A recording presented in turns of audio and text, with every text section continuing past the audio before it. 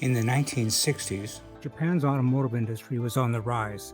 At home, small city cars and practical sedans served a growing middle class.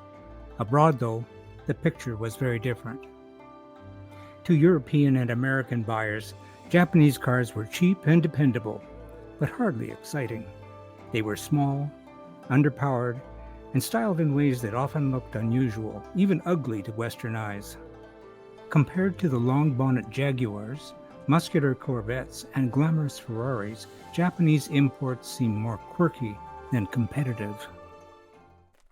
Before we dive in, if you love stories about the cars that shaped history, don't forget to like this video, subscribe to the channel, and ring the bell so you won't miss what's coming next. Yet within that quirkiness was something deeper, a reflection of Shinto values. In Japan's native faith, simplicity and purity are held in high regard, and harmony with the environment is seen as essential. Those same ideals found their way into car design. Instead of flaunting size, flair, or bravado, early Japanese models prized efficiency and modesty. Their small frames and uncluttered lines weren't just engineering choices. They echoed a cultural instinct to create machines that belong naturally in the crowded streets and tight cityscapes. To Western eyes, the Subaru 360 or Honda N360 might have looked odd or toy-like, but in Japan, they made perfect sense, quietly serving the community without overwhelming it. And that's where the contrast really stood out, for while these cars made perfect cultural sense in Japan, to us in the West, they just seemed alien. We didn't see the purity or harmony behind the design. What we noticed was the quirkiness, and that shaped our first experiences with Japanese cars, tiny, unusual, and unlike anything that we were used to, before the less quirky, more familiar models arrived, the ones we began to want. This is the part where I go off script. I lived through this period, and here's what I remember. I owned an MGA, and I had friends who owned other British cars, TR3s, TR4s, TR250s, TR6s, classic Minis, Austin Healey's, etc. Anything British, that's what we were about. As British car buffs at that time, the fly in our ointment was German cars. In particular, we hated the BMW 2002 TII. We hated being overtaken and outcornered by those bastards.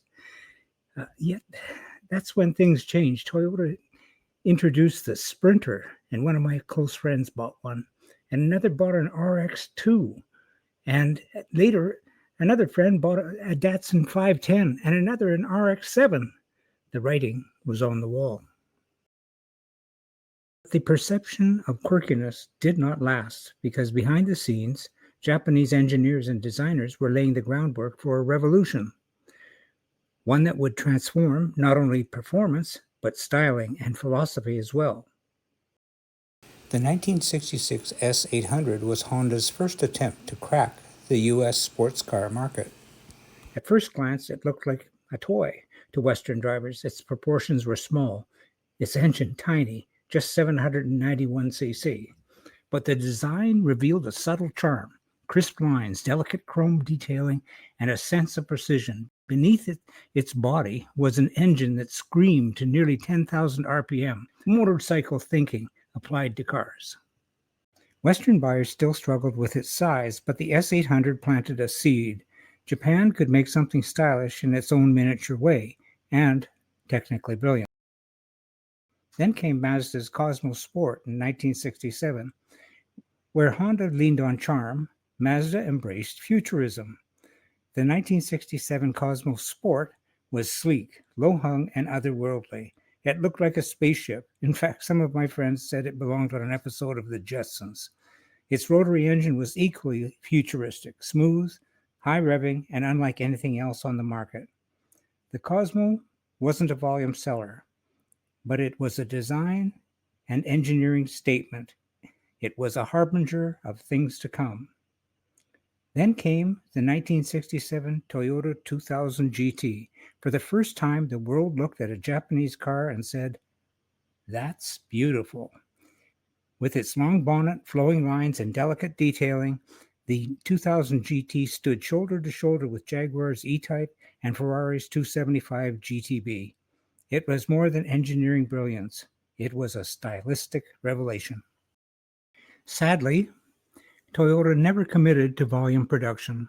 The 2000 GT was left as a halo car, a stillborn supercar, but its impact was immense. Japan could no longer be written off as ugly or odd.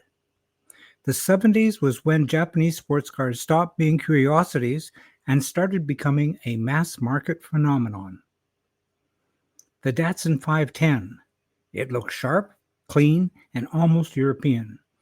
Reviewers compared it to a BMW 2002, a compliment unthinkable a decade earlier. It delivered on that promise with independent suspension and eager performance.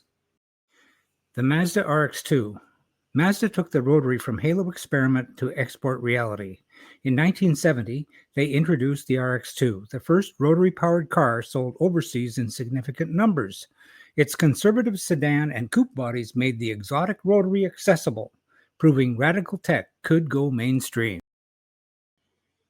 The Datsun 240Z, the knockout blow. Sleek, six-cylinder, exotic proportions at an attainable price. The 240Z was the car America had been waiting for, aspirational and affordable.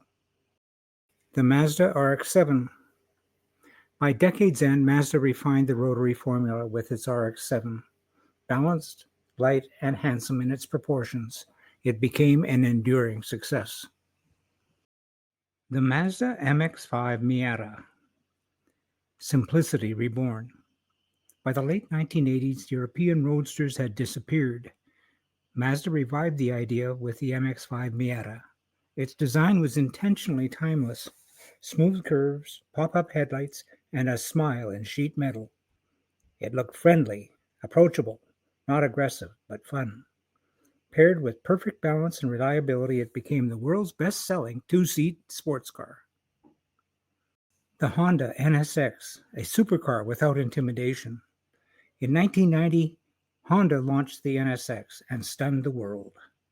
Its design was sharp, aerodynamic, and modern, but unlike Italian exotics, it wasn't ostentatious.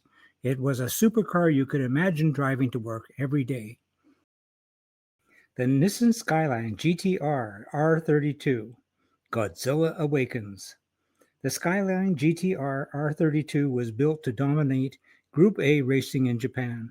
With turbocharged power, advanced all-wheel drive, and four-wheel steering, it was brutally fast and technologically sophisticated. Its boxy, purposeful design screamed function. Fans around the world saw beauty in its rawness. It was technology and design in perfect sync. The Honda S2000, a modern classic. At the turn of the millennium, Honda gave enthusiasts one last gift, the S2000. Its styling was modern, but understated. A long bonnet, short tail, taut surfaces, it looked purposeful and elegant. Beneath it, the F20C engine screamed to 9,000 RPM, a final love letter to enthusiasts, built with exotic markets in mind. The S800 and Cosmo showed Japan could experiment. The 2000 GT proved it could create beauty. The 510, RX-2, 240Z, and RX-7 conquered America with style and substance. The Miata revived the joy. The NSX humbled Ferrari. The Skyline turned brute function into legend.